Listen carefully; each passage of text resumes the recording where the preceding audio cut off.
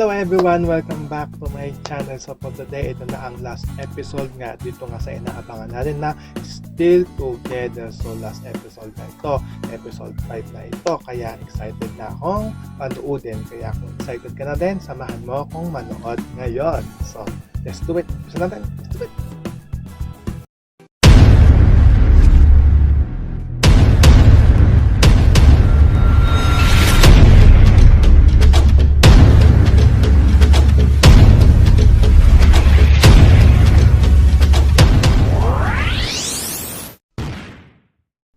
So dito na nga mag-uumpisa ang istorya ngayong Friday dito nga sa Still Together sa pinali nga nila. So ina-announce dito at sinasabi dito ni Tyne sa ni Sarawat na magkakaroon nga sila ng music club volunteer camp. So kasi nga sila ay nanalo nga dito sa competition na sinalihan nila kaya sila ay mag-outing. Kung nakaraang taon daw ay sa gubat sila nag-celebrate, ngayon daw ay sa beach sila magse-celebrate. So ito na naman si Sarawat at si Tyne, super sweet na naman sila dito habang sila ay nasa biyahe. So ito nga si Tyne daw ay hindi nakapag-breakfast kasi nga daw inasikaso nga daw niya itong lakad nga nila. Ngayon nakapunta sila sa beach ay para mag-celebrate. Si Sarawat naman ang nag-prepare dito ng kakainin nila kasi nga ito nga si Tyne ay hindi nga nag-breakfast. So sweet-sweetan sila dito at kilig moment na naman. So kilig ako. So ito naman si Tyne, nakakaloka. Kinakausap niya dito itong mga kaibigan niya. Humihingi siya dito ng advice kung ano daw ba ang kailangan o kailangan niyang gawin para i-surprise ang first anniversary. So anniversary na nila. So noong una sinasabi niya din sa mga kaibigan niya na kaibigan daw niya ay magse-celebrate nga doon ng anniversary. So nagulat dito itong mga kaibigan niya kasi nga alam nga nila kung kailan itong anniversary nga ni Sarawat at ni Tyne. So ito na nga, mayroon na nga sila dito napagdesisyonan at ang napagdesisyonan nga nila dito at ang gagawin nga ni Tyne ay maggigitara at kakantahan daw niya itong si Sarawat habang nasa tabing dagat daw sila at umaalon-alon. So sweet! So tanong dito ito mga kaibigan ni Tyne kung naaalala daw ba di Sarawat itong ang anniversary nila. So napaisip dito si Tyne kung naaalala nga ba o natatandaan pa ni Sarawat yung anniversary nga nila. So ito nga si Tyne ay hindi na siya mapakalito kaya tinanong na dito ito nga si Sarawat kung meron daw ba sila dapat i-celebrate bukod nga dito nga sa pagkakapanalo nga ng mga club nga nila. So sumagot naman dito si Sarawat na sinabi niya dito na meron nga sila i-celebrate at isang taon nga daw niyang hinintay itong pag-celebrate nga na ito.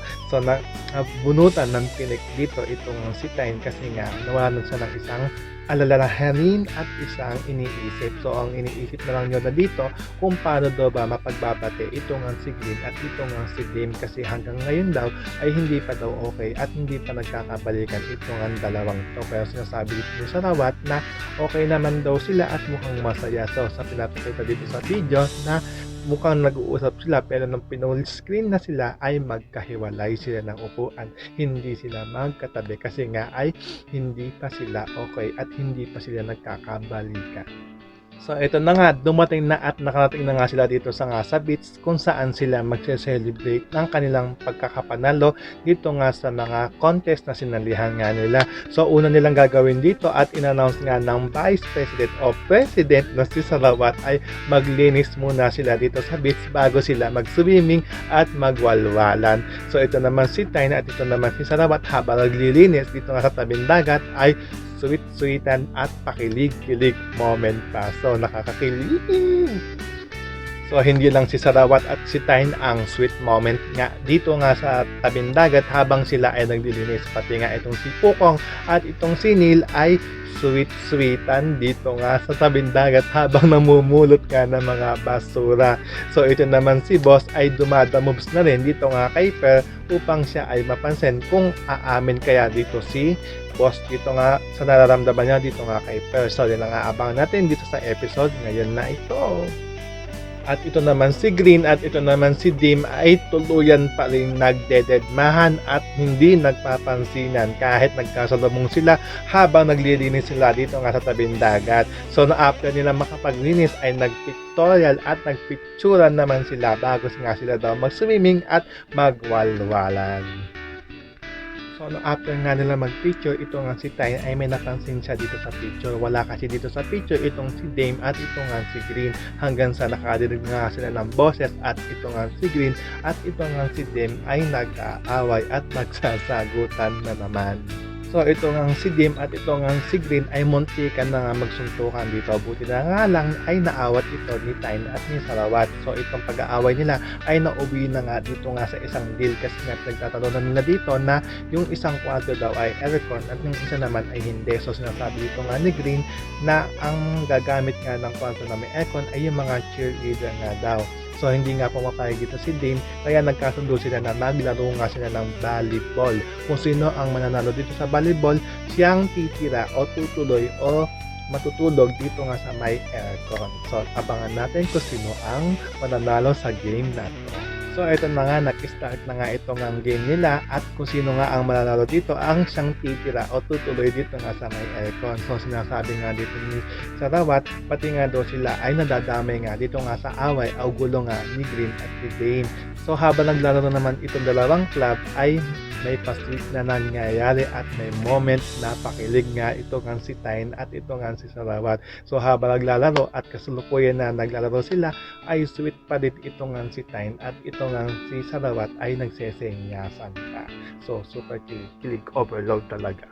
So ito pa nga ang nakakatawa dito kasi nga ito nga mga couple, mga love team dito ay nagkakampihan nga at hindi nga sila nakikisali nga dito nga sa away ni Green at ni Dame. Awat nga itong bola and then nung tinira niya ito ay sa net tumama. So napansin nga ito ni Dame kung bakit daw hindi daw tinitira ni Sarawat na mabuti itong ang bola. So natuwa naman dito itong kabilang panic na sila Tyne kasi nga daw ito nga si Sarawat ay mukhang may ginagawa ng move para nga manalo nga itong kabilang team.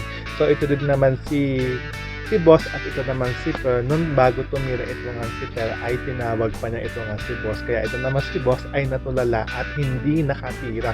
Kaya ito naman si Dame ay lumapit siya dito nga kay Boss kung ano nga nangyayari. Kasi nga ito nga si Boss ay natulala nung tumira nga ito nga si Per. So ito pang dalawang couple na si Neil at ito nga si Pukong. Nung tumira naman dito si Neil ay tumama din ito sa net at hindi nga sila naka-score. So lumapit na naman ito si Dame at kino-question nga niya itong si Neil kung ano daw ba yung ginagawa ni Neil. So nagtataka na nga itong si Dame dito nga sa mga kakampi niya kung ano itong ginagawang laro ng mga kakampi nga niya. So parang napapansin na nga dito ni Dame na may nangyayari nga sabwatan at niisip na dito na si Sarawat at si Tyne nga lang daw ang magjowa sa kabilang panig at dito nga sa kanilang panig. So nagtataka siya dito at napansin na nga niya itong ngitian ni Pukong at ito ng ni Neil. So sinasabi nito kung magjowa daw ba sila. So nagtinginan at nangitian at mukhang mauuwi nga ito sa away o sa gulo na naman kasi nga ito nga si Sarawat ay hindi nga siya komportable o ayaw nga niya dito nga kay Neil. Bakit nga sa mga karang episode dito nga sa Still Together ay naging third party nga siya ng love team ni Tyne at ni Sarawat. So ito nga si Neil at ito nga si Pukong ay umamin na nga sila dito na magkarelasyon o magjowa nga sila. So ito nga si Sarawat ay nabigla dito at mukhang susugurin at muntik na yung sugurin ito nga si Neil. Buti nga nagsalita itong saman at dito nga nabaling nga ito nga galit o inis nga ni Sarawat kasi nga alam nga din ni Man at ni Boss ito nga relasyon ni Neil at ni Pukong.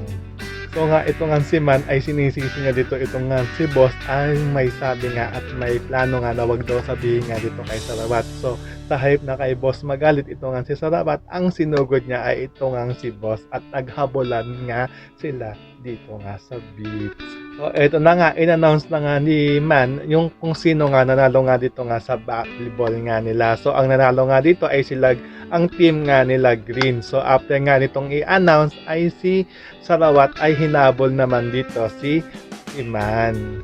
So ito nga nakakatawa dito, ito nga si Tim ay nagagalit nga dito sa mga kakampi niya kasi nga daw ito nga daw mga team niya ay nagpaandar nga daw dito nga daw sa mga jowa nga nila. So init na init sila dito sa kwarto kasi nga walang aircon at electric fan nga lang ang ginagamit nga nila. So ito nga sila sa bawat, ito nga sila Tim ay namumblema pa rin dito kasi nga habang wala nga silang aircon ay nag-brown out at nawalan pa sila dito ng kuryente. So sinasabi dito ng may-ari ng resort ay kinabukasan pa daw magkakaroon o maaayos ng technician ito nga kuryente nga dito nga sa parte nga ng tinutuloyan nga nila. So sinasuggest dito ng may-ari na doon na lang muna sila tumira o tumuloy doon nga sa mga iba nilang kasama na nasa kwarto na may aircon. So nung una ayaw nga pumayag nitong ni Tim hanggang sa kinausap na nga siya dito nila sa Rawat at pinapinipilit nga siya at makikipagbati na nga siya dito nga kay Green para nga maging okay o maging happy na nga ito nga pagbabakasyon at ito nga pagka-celebrate nga nila. So ito nga si Dim at ito nga si Green sa hype na magkabati nga di sila dito ay tuluyan pa nga ito nag-away at nalaman nga nila dito kung ano talaga yung pinag-aawayan nga ni Green at ni Dim dito nga. So pinag-aawayan nga nila, ito lang pangalan nga nila dito nga sa ginawa nilang couple vlog. So ito nga si Neil at ito nga si Sarawat ay nag-uusap sila dito. So tinatanong nga dito ni Sarawat kung seryoso daw ba ito nga si Neil dito nga sa kapatid niya si Pukong. So sumagot naman dito si Neil na sinabi niya kung hindi naman daw sila mag-uusap ng ganito kung hindi daw siya seryoso dito nga daw kay Pukong. So mukhang nagkasundo na at nagkasundo na nga ito nga si Neil at ito nga si Sarawat. So after nga mag-usap itong ni Neil at ito nga ni Sarawat ay agad-agad naman itong si Neil pumunta dito nga kay Pukong at sinabi nga niya na nagsabi na nga siya o nagtaalam na nga siya dito nga kay Sarawat na payagan nga silang maging magkarelasyon nga. So una hindi naniniwala dito si Pukong kasi nga palagi nga ginagawa ni Neil na parang joke itong mga sinasabi nga niya.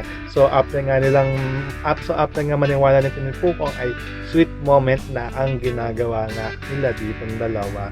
So nakakakilig din silang dalawa. So ito nga si Boss at ito nga si Man ay nag-uusap at nakita nga nila dito nga ito nga si Per ay nag-iisa. So sinutusan ni Man na magtapat na nga itong si Boss dito nga kay Per. So noong una ayaw nga hanggang sa tinulak na nga ni Man itong nga si Boss para makalapit nga siya dito nga kay Per. So ito naman si Per at ito naman si Boss ay nag-uusap na sila dito at mukhang aamin na nga ito nga si Boss pero hindi pa rin nga ito makaamin kasi nga ito nga ay torpes. So nung pinapaliwanag na nga ni Boss dito na nagkamali nga daw ng pin ng pangalan dito nga daw sa jersey niya. So tinanong naman siya dito ni Per kung ano na nga daw ba yung dapat na nakalagay doon. So sinulat niya dito sa buhangin kung ano yung dapat na ilalagay nga doon nga sa jersey. Noong una pinapahulaan nga ni Boss dito nga kay Per ito nga nakasulat. So noong una hindi nga ito mahulaan nga ni Per hanggang sa nahulaan na nga at naisip na nga at sumagot na nga itong si Per na may gusto nga daw itong si Boss dito nga daw sa klase niya na nagdodoktor base nga daw dito nga sa sinulat niya dito sa buhangin na dapat ilagay nga sa jersey. So hindi nga ito nakaamin at natorpe nga ito hanggang sa lumingon nga ito at lumingon din si Per at nakita nga nila ito nga si Man ay nasa likod nga nila. So si Man na nga ang gumawa ng paraan para nga masabi nga dito nga kay Per na gusto nga siya ni Boss. So sinisigawan o pinagsisigawan nga dito ni Man na si Boss ay gusto nga ito nga si Per. So ito naman si Boss ay dali-dali pumunta nga dito nga sa dagat kasi nga ito nga ay torpe at hindi nga siya makaamin dito nga kay Per. So ito nga si Man ay nagsisenti nga dito at tumawag nga siya dito nga kay Type kasi nga daw siya lang nga lang daw ang wala ngang kalab team o walang kalabers dito. So nung sinasabi nga ni Type na meron siyang kasama at dinidescribe nga niya dito kung ano nga din ang nagustuhan nga niya dito nga kay Man. So nung binabaan na siya ng telepono nitong ni Type ay bigla namang sumulpot si Type dito nga sa beach at happy na silang dalawa at kilig at sweet moment na sila ngayon. Sana all may jowa. Lahat sila may jowa. So lahat na nga sila dito ay may partner na kaya super kilig at sweet moment na nga ang nangyayari nga dito nga sa episode. So ito nga si Man ay nagdadrama pa rin siya dito kasi nga ito nga si Man sinabi niya dito na miss na nga niya itong si Type at sumasagot naman itong si na kaya eto si Man ay nagtatampo kaya ginawa naman dito ni Type ay hinalikan niya itong si Man dito nga sa lift. Sana all may kahalikan. So ito nga si Dim at ito nga si Green ay nag-video at gumagawa na nga sila ng vlog dito ulit. So mukhang magkakaayos na nga sila at hindi nga nagtagal. Ito nga si Dim ay naghingi na nga siya ng sorry at pumayag na rin siya dito na mauna nga itong pangalan ni Green bago nga yung pangalan niya. So nung sinabi nga niya ito kay Green na mauna na nga itong pangalan niya at pumapayag na nga siya sa gusto ng pangalan ni Green, so, nagkasundo at pumayag na nga ito nga si Green na mauna nga itong pangalan ni Dame para nga sila ay magkaayos na nga. So, after nga nila itong pag-usapan ay sweet at kilig moment na nga ang ginawa nga nilang dalawa dito kasi nga nag-kiss. So, habang nagigitara nga ito nga si Sarawat at kumakanta nga siya dito ay biglang sumulpot nga ito nga si Tyne. So habang nag-uusap nga ito nga si Tyne, ito nga si Sarawat ay puro kilig moment. So at puro landian ang ginagawa niya dito. So nung sinasabi nga ni Sarawat dito na gusto niyang hawakan itong dibdib ni Tyne ay pumayag naman agad itong si Tyne. Hindi kagaya naman nakarang episode na tumatanggi nga siya lagi nga dito. So agad-agad naman dinakma ni Sarawat itong ang dibdib nita. Kinikilig ako. Oh my God. So ito na nga, nagiinuman na at nagkakainan o nagtitinin na nga silang lahat. So ito nga si Tyne ay hindi mapakali. Abot ang tingin niya dito nga sa oras kasi nga anniversary na nga nila in ilang oras nga lang. So napansin nga ito ni Sarawat at tinanong siya nga dito kung mayroon daw ba siyang plano o mayroon daw ba siyang gagawin after nga nila dito. So, ay sinasabi nga dito ni Tyne na wala naman daw siyang plano. Nakakakilig. Ito kahit itong surprise ni Sarawat. Bakit surprise ni Tyne dito nga kay Sarawat? Kakantahan kaya ni Tyne si Sarawat mamaya? So, ito nga kaibigan ni Tyne ay super support nga dito nga sa kanya. So, kaya daw pumunta itong mga kaibigan ni Tyne para nga daw makita nga daw nila itong gagawing sorpresa ni Tyne dito nga kay Sarawat. So ito na nga mga kaibigan nila, super excited nga rin dito sa anniversary nila at ito nga si Tyne wala pa rin siyang maisip na gagawin nga na paano nga niya isusurprise ito nga si Sarawat. So ito nga mga kaibigan niya ay nakaisip nga ng gagawin dito. So ang sinabi nga dito ay maglakad nga sila dito sa tabing dagat at meron nga daw silang isi-set up na para nga lang daw dito nga kay Sarawat at kay Tyne. So ito nga pinaplano ng kaibigan ni Tyne at ito nga rin pinaplano niyang pagkanta nga dito nga kay Sarawat ay hindi nga natuloy kasi nga dumating itong si boss at tinawag nga ito nga si Sarawat para hindi nga daw mahalang itong pinaghandaan ng mga kaibigan niya na para nga dito nga kay Tyne at dito nga kay Sarawat para nga sa anniversary nila. So sila na lang ang uminom at sila na nga lang ang nagparty. So habang nagiinuman nga sila ay unti-unti nga silang nalalating na nga dito at sinasabi nga dito na hindi daw lahat nga ng magjowa ay naaalala nga ang anniversary. So ito nga si Tyne ay nagtatampo na nga dito kasi nga ito nga daw si Sarawat ay hindi nga daw naalala ito nga anniversary nga nila. Pero duda ko dito, sa akin lang mukhang may sorpresa din itong si Sarawat dito nga kay Tyne. So ito nga si Tyne sa kalasingan nga niya ay bumaksak na nga ito nung pupuntahan na nga na dapat ito nga si Sarawat para nga tanungin kung naalala nga nila ito nga anniversary nga nila. So nung pagkagising nga ni itong ni Tyne ay nasa kwarto na siya at si Sarawat nga yung una na nakita dito at piniinom agad siya ng tubig para nga ito ay maimaslantan. So tinatanong ni Sarawat dito kung ano nga daw nangyari sa kanya ay na-aksidente na nga lang daw siya. So tinatanong nga dito ni Sarawat kung meron daw bang gustong sabihin nga ito nga si Tyne sa kanya. So nakikita daw ni Tyne, nakikita daw ni Sarawat dito sa pagmumukha sa mukha ni Tyne na mayroon nga daw siyang gustong sabihin. So sinabi na nga dito ni Tyne kung ano yung nasa damdamin niya at kung ano yung naramdaman niya. So naglasing nga daw siya kasi nga daw hindi nga daw naalala ni Sarawat ito nga daw anniversary nila. So sinasabi nga niya dito na may sorpresa nga dapat siya dito na hindi natuloy kasi nga ito nga si Sarawat ay umalis at tinawag nga siya ni boss.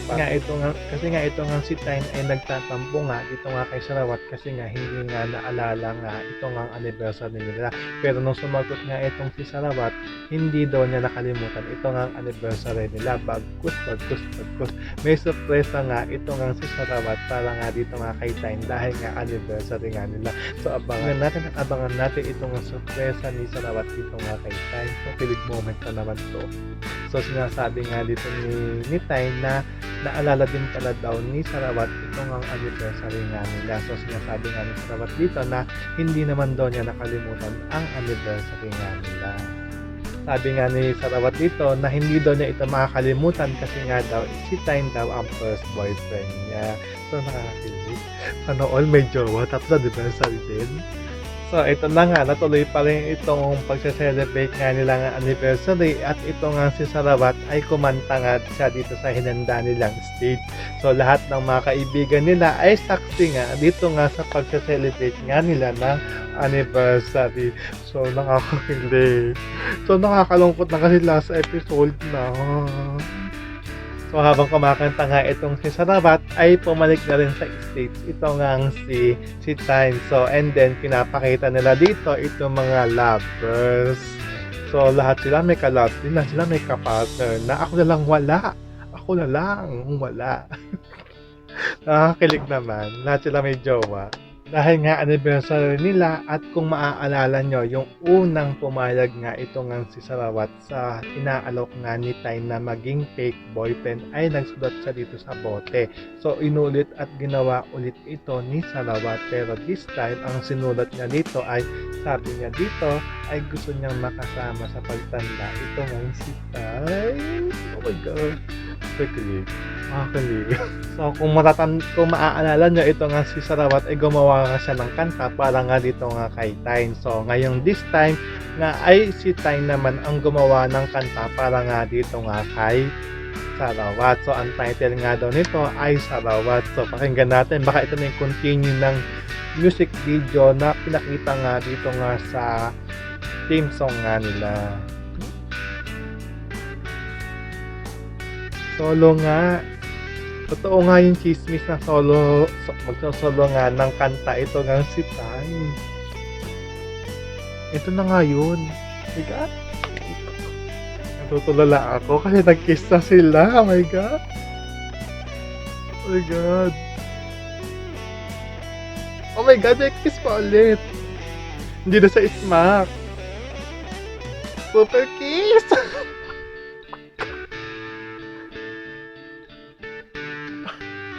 Super kiss. Ayun na yung ending niya. Yun, nag-kiss sila. Oh my God. Kinikilig ako hanggang ngayon. Iba yung kiss nila ngayon. Hindi na siya hindi na sa smack. Promise, panoodin nyo. So nakakasad kasi last episode na siya. Ending na siya. So aabangan na lang natin kung meron siyang season 2 kasi ina-announce at kumakalat sa mga social media na meron daw itong season 2 sa October 2021. So abangan na lang natin i-announce ng GMM TV kung meron nga itong season 2. So for today, yan na ang last episode ng Still Together 5 episode sequence nga ng Together the series. Kung bago ka na sa channel ko, please click the button bell para kita-update sa mga i-upload ko pang video soon. So thank you for watching. See you on next episode sa season 2. Kung meron, abangan natin yan. So ito pala ang GST. So din next day. So thank you for watching. Mga kasod. See you on next. Bye.